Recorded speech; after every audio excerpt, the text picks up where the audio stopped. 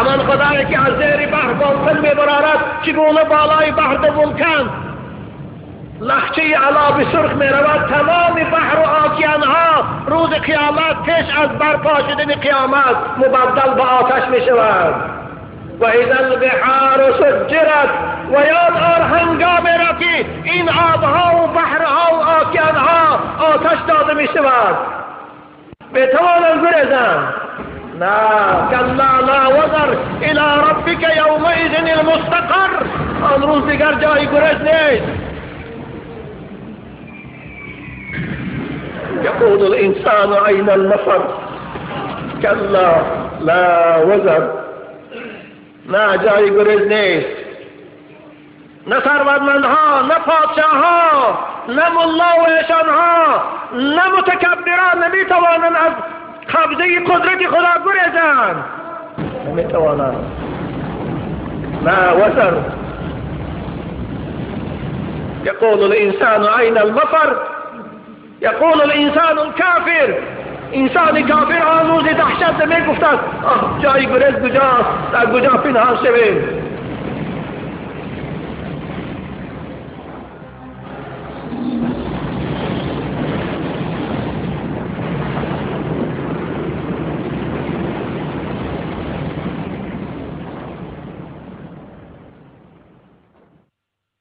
که گوید خدای عالم الغیب توی واقف باش یا بشکورای بروی من چه ها کرد آدمی زاد دست ابن آدم داد فریاد.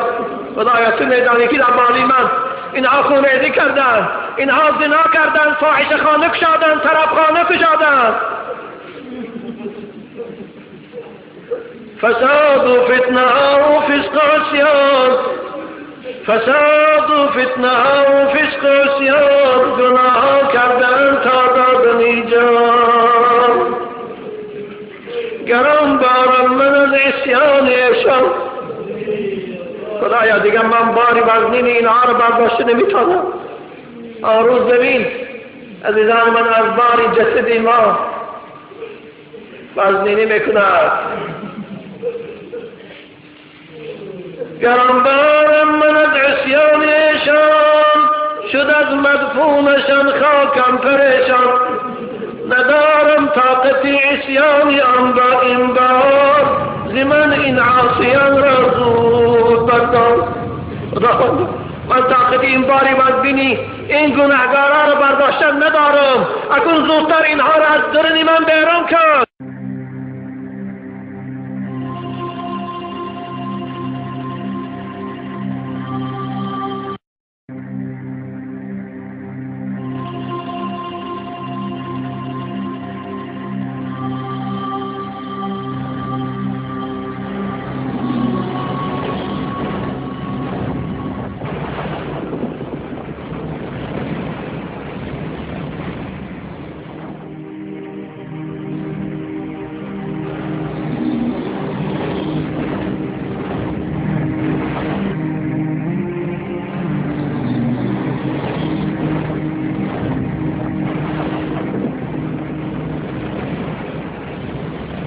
الملك اليوم لله الواحد القهار.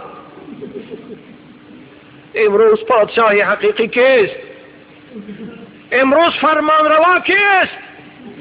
امروز حکومت در دست کیست؟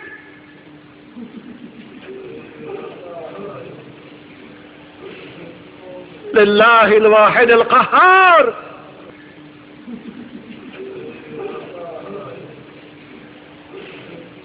لله الواحد القهار.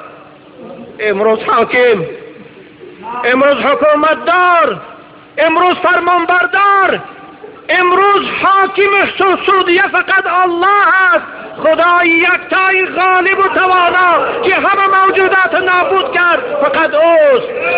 لله الواحد القهار.